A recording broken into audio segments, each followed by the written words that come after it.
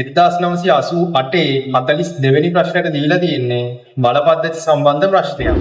A සහ B යනු එකම ඒකාකාර කම්බියකින් සාදා ඇති පිළිවෙලින් සිම්පල් R සහ සිම්පල් 2R සහිත පැතලි දඟර දෙකකි.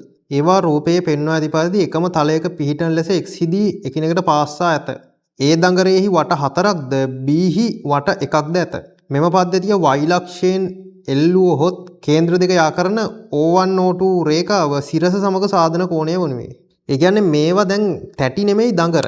කියන්නේ කම්බියක් වගේ එකක් තියෙන්නේ. කියන්නේ දැන් මෙතන මෙහෙම කම්බියක් තියෙනවා මෙන්න මෙහෙම නමලා. මෙතන තව කම්බියක් තියෙනවා මේ විදිහට නමලා එකම කම්බිය. එතකොට මේක x හිදී එකට පාස් කරලා තියෙන එකම තලයක තියෙන විදිහට.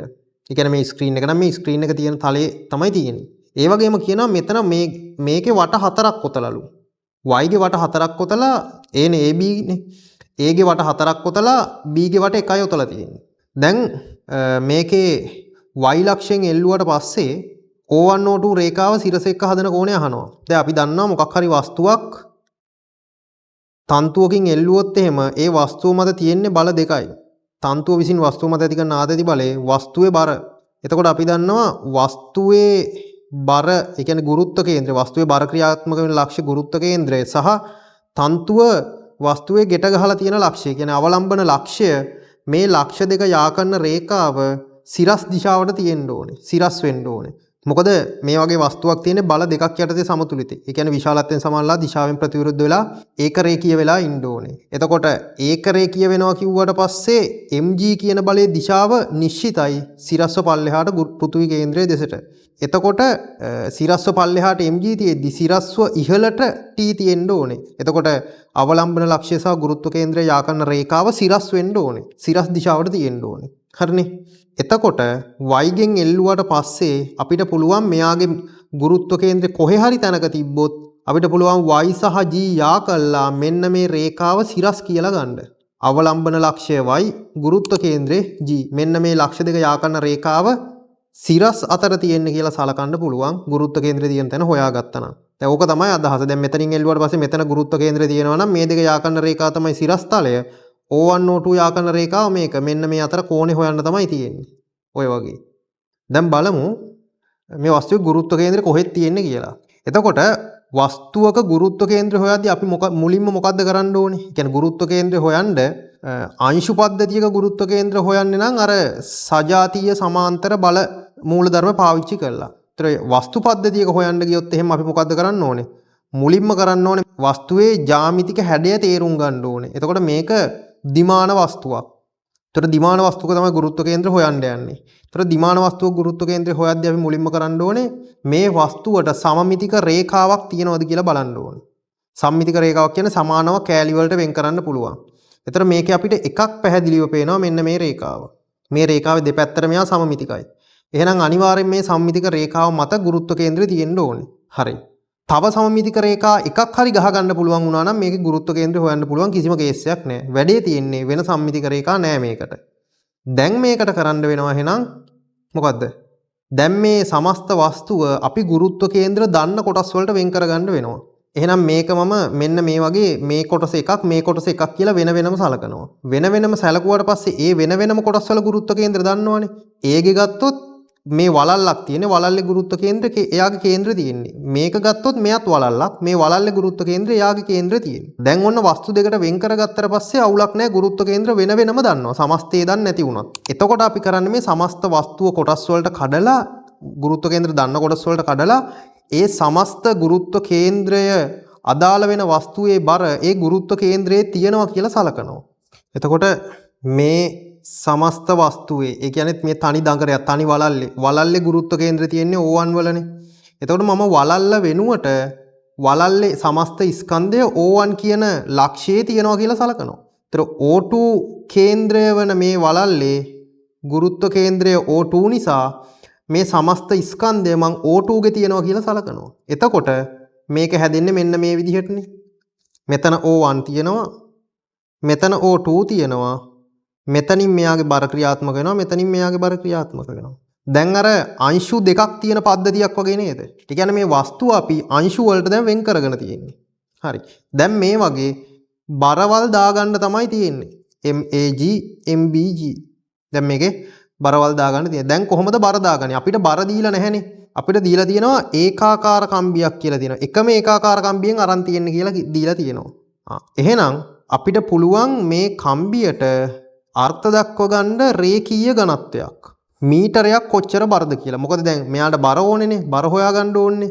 නම් මීටරයක් කොච්චර බරද කියලා අරගෙන අපිට මේකේ බර දන්නේ නැති නිසා මෙයාගේ ජ්‍යාමිතික ලක්ෂණ වලින් බරට වටිනාකමක් ගමු. දැන් මේක රේඛී දැන් කම්බියක්නේ. කම්බියට තියෙන රේඛීය මිනුමක්නේ. දිගක්නේ තියෙන්නේ. ඒක නිසා මම ඒකක දිගකට ස්කන්ධයක් දාගත්තා. ඒ කියන්නේ මීටරයක් කොච්චර බරද කියලා. දැන් මම ඒගේ ගත්තොත් එහෙම ඒගේ පරිධිය ගත්තොත් 2πr වෙනවනේ. ඒතර මේ තියෙන්නේ දිග. මේ වලල්ලේ දිග. එතකොට ඒක මෙයාගේ ඝනත්වයෙන් ಗುಣ කරොත් a කියලා ගමු. ඒක මෙයාගේ ඝනත්වයෙන් ಗುಣ කරොත් දිග ಗುಣ කරනවා ඝනත්වයෙන්. 2πr වැඩි කිරීම ρ a කියලා කියන්නේ ρ. දැන් ρ a කියලා දාන්න දෙයක් නැහැ. රෝමනේ කොහොමද දෙකටම. එතකොට බලන්න මේකේ 2π සහ ρ කියන එක නියත නිසා මේකේ ස්කන්ධ කියන එක දිගට අනුලෝම වෙනවා. පැහැදිලිද? ඒ කියන්නේ මෙයාගේ දිග මේ වලල්ලේ දිග අනුලෝමයි ස්කන්ධෙට. ඔන්න අපිට ආව chance එකක්. බලන්න මෙතන m අවශ්‍යත් නැහැ. එතකොට m සමානයි kr. මට k කියලා ඕන නම් නියතයක් දාගන්න පුළුවන් මේ ඔක්කොටම. එහෙනම් අපිට එනවා මෙහෙම කතාවක්.